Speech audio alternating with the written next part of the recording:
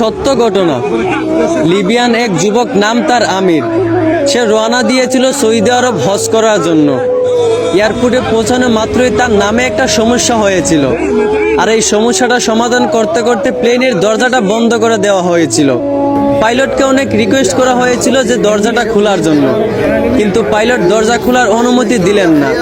অবশেষে আমিরকে রেখেই প্লেন উড়াল দিল। সবাই তখন আমিরকে সান্ত্বনা দিতে লাগলো যে হতাশ হয় না, হয়তো তোমার ভাগ্যে নাই।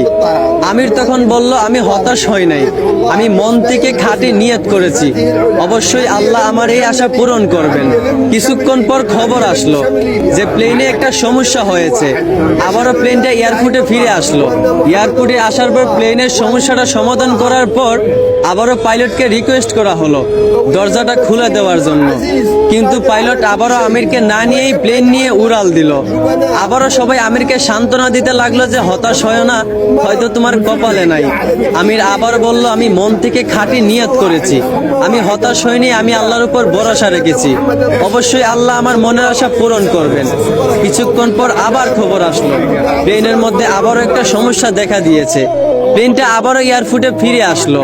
আবারও প্লেনটার সমস্যা সমাধান করার পর এবার পাইলট নিজেই বলল, আমির কোথায়, দরজা খুলে দাও। আমিরকে না নিয়ে আমি প্লেন নিয়ে উড়াল দিব না। তারপর প্লেনের দরজা খুলে আমিরকে প্লেনে উঠানো হলো। তারপর কোনো সমস্যা ছাড়াই প্লেন উড়াল দিয়া চলে গেল। পুরো বিশ্ব এই দৃশ্য দেখে অবাক হয়ে গেছিল। আসলে এইখান থেকেই বোঝা যায় যে একজন মুসলমানের খাঁটি ইমানের পাওয়ার কত।